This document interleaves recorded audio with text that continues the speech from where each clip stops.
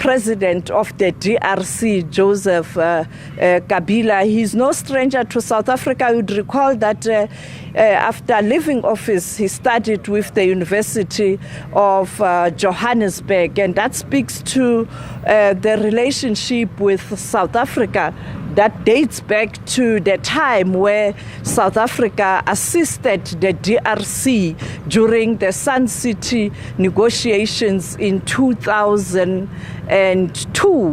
That agreement that was signed by President Joseph Kabila and the Rwandan president at that time, Paul Kagame. As you can see, former President Kabila there meeting with the former advisor of President Thabo Mbeki, Gumbi, and the CEO of the foundation. And he is going to meet the former South African President Thabo Mbeki in there. The government back then, which was headed by myself, and all the other stakeholders, Congolese stakeholders, in as far as the Congo is concerned.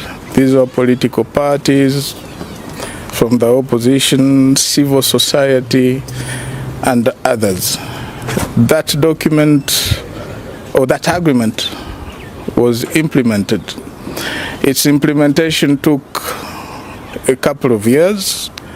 We went from just an agreement or just that document to a transition government, which was put in place for 3 years. After that government was in place, elections were held. Prior to elections, a constitution was adopted. And after that constitution was adopted, elections were organized. The very first free and fair elections after 1960. And successive elections were organized. So the implementation of that agreement was close to 100%, meaning we shifted from a transitional government to an elected government, elected institutions, until we left office in 2019. So the document or the agreement was fully implemented.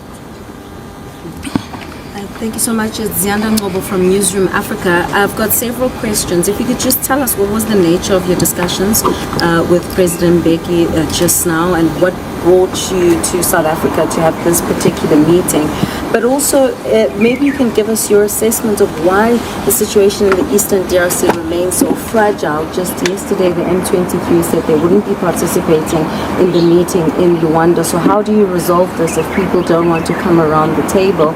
And just lastly, from my side, what do you make of the semi-DRC withdrawing its troops? What do you think the consequences of this withdrawal will be in the attempts to actually get peace there? Well, those are very many questions. I don't think I'll remember all of them, but thank you. But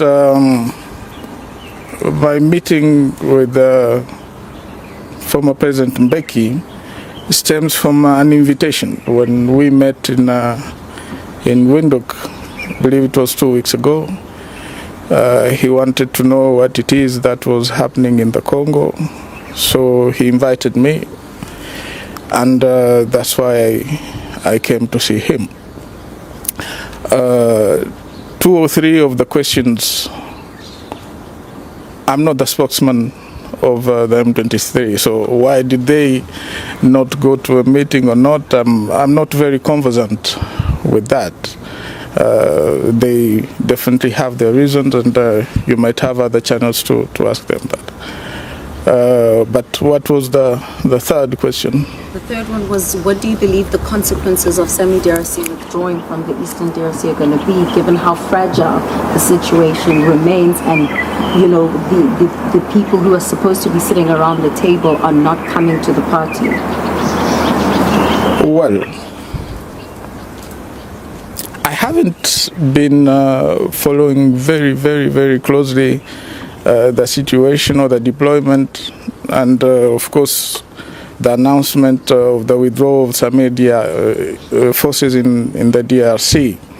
But our take has always been and this is what I said a couple of weeks ago, that considering the situation, the solution that we adopted way back in 2002, 2003, because back then we also had close to the same kind of situation, where you have a multitude of armed forces, various armed groups. Today what is new is that you now have mercenaries who've been employed by the government forces. Our attitude back then was to ask each and everyone to leave. Each and every force was to leave, and that's exactly what happened. And that's what I believe directly or indirectly facilitated the peace process that started immediately after.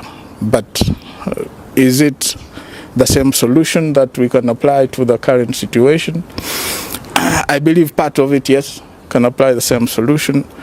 But considering that the problem is much more deeper than what everybody thinks it is, you have to go into the internal dynamics of what's happening in the Congo, and definitely leave out this blame game of thinking that everything else that's happening is as a result of someone else.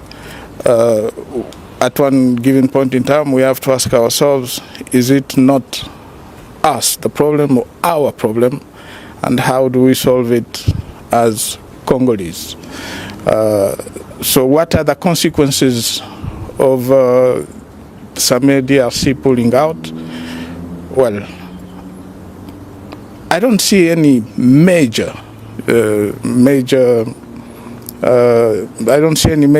disturbances in as far as the withdrawal is concerned, because these are forces, as far as I know, that were deployed in a given area, which is areas around Goma.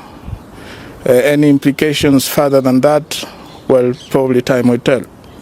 Mr. Former President, thank you for making time for us. My name is Muluko from ENCA. I just want to understand, considering the fact that early this month you called a meeting with the opposition leaders in the DRC and civil society. How do you, or maybe what were the solutions proposed by that particular meeting in terms of resolving the crisis there?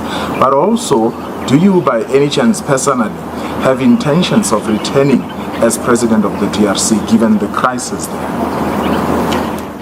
The meeting that was called had its roots in one analysis that we made. We analyzed the situation and came to the conclusion that everybody else is talking about the Congo except the Congolese. You go to Nairobi, everyone is talking about the Congo. You come to South Africa, well, I can see the interest. Everyone wants to know what's happening in the Congo. But the Congolese themselves seem to be ignored. So the objective was, let's get together, civil society, opposition, and anybody else who's interested in our country, church leaders also, so that we can iron out and especially try to analyze the situation. What is the role of each and every player in what's going on in the Congo? What's the role of the government and civil society, and of course the opposition? Well, the second question, meaning am I ready? No, listen. We are ready to work, honestly work for peace, actively work for peace, and that was our attitude 22 years ago when we came to Sun City and sign the agreement. Our attitude today, being much more informed, is definitely to stand up again and be on the move, work for peace in any capacity that we can. Mr. President, the role of the region and neighboring countries and the international community, what could be the role of other stakeholders outside the DRC in assisting the DRC again to have a peace process, as we see that Luanda talks are very shaky. It looks like it's a start and go. What must happen? What can lead to the lasting solution for the DRC? In 2018, I participated in one of the last meetings, I believe, of the SADC, my last meeting as sitting head of state. And I told the leaders back then that I was happy, I was living, but that the Congo was no longer the old man of the region. Old man meaning the weakling of the region, SADC region and the region of the Great Lakes. That was my belief in a strong Congo, a Congo that was on track. But yes, 6 years later, we're almost close to square one. The point of departure. Now, what can all these other countries do? I believe it should not be a cyclic thing where 5 years down the road you have peace, 10, 15 years later you have war. No, the Congolese people don't want that. I believe we have to go back to the basics. For close to 16, 17 years, the Congo was stable.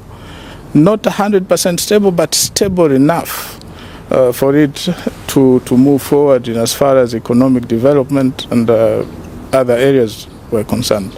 So what do? I believe we have to go back to the basics. The basics meaning that we have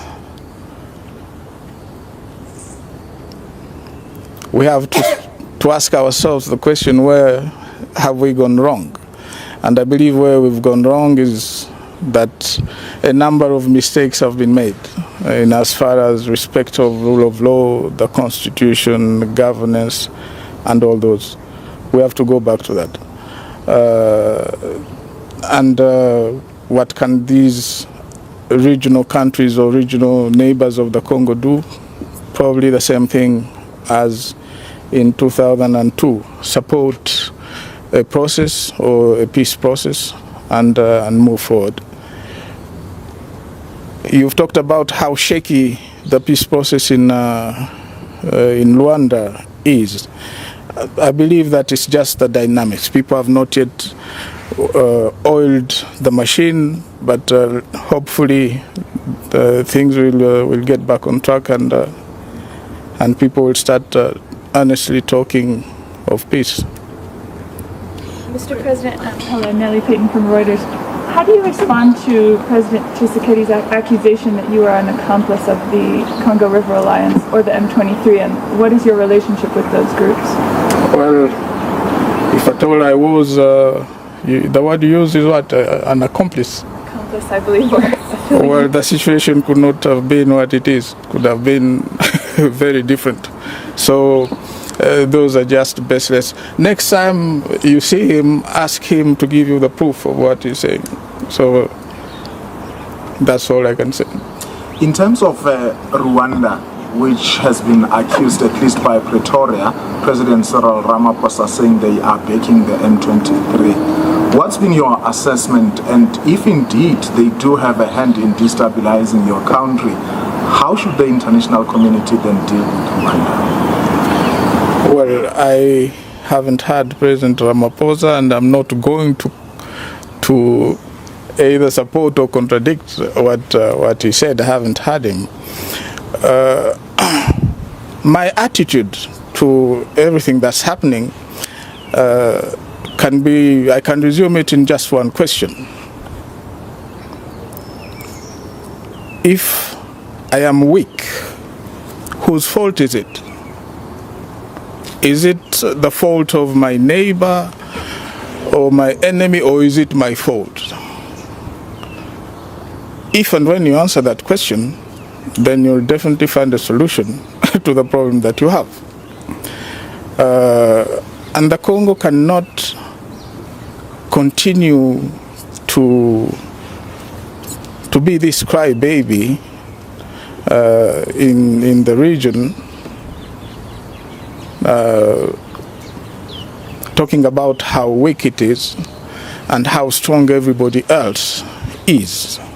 That, to me, is not the right approach. Now, how does or will the international community deal with the situation? Well, I'm not part of that particular international community, but as a Congolese, what interests me and what interests the Congolese people is how do we deal with the situation ourselves. And I believe that should be the vantage point from where we'll be looking at things. We should be looking at things. As a part of the solutions that you believe need to be implemented in the DRC, does this include a nation-building process, and what would that look like, and who would form part of it? We earlier talked about the Sun City Agreement. The Sun City Agreement laid the foundation for what you might call a nation-building process. I don't think that anybody, mediators, facilitators, will do anything better than what we did in Sun City. I doubt that they will do that. And that's why I talked about going back to the basics, because from that particular agreement, we came out of that three years later with a constitution which laid the foundation for what you're talking about: nation building, institution building, elections, and the rest was supposed to follow. So that, to me, could be the approach. Do you regret supporting President Tshisekedi during the first term? I don't live with regrets. No. You make mistakes in life. They make you stronger. And if you're weak, they'll make you weaker. I believe I'm stronger now because of the mistakes that we made. Up to us to correct those mistakes. Final question. Two more questions. Two more questions, and then let's not abuse the hospitality of the foundation. Now, he is a dictator. 4 more questions. 4 more questions, yeah. There are rumors, today there are rumors that there could be a coup d'etat or a rebellion in Katanga. Do you think there's a risk of that? Well, the risk is across the country. It's not only in Katanga. The risk is across the country. 2.3 million square kilometers of the Congo is at risk. So, At risk of a rebellion or a coup d'etat? at risk of turmoil anywhere in the Congo. Yeah. So it's not only Katanga or one given region. Yeah. Just a final one from my side. Do you think that your successor, President Tshisekedi, is part of the ongoing problem, and for as long as he is in the position, perhaps these problems will never be resolved? Is that your impression? But also, if you were to explain in simple terms to an outsider, sum up the pertinent problems confronting your country. If you were to say, the problem is here, these are the root causes. And of course, we see how that problem is manifesting itself. Well, I'll sum up by saying this. I believe the problem in the Congo, you rightly said so, the problem is President Felix. The solution is President Felix. Now, how do you understand that? How do you turn that left and right? Up to you. But critical decisions have to be made. And in critical times, you have to make critical decisions. And these are critical times for the Congo.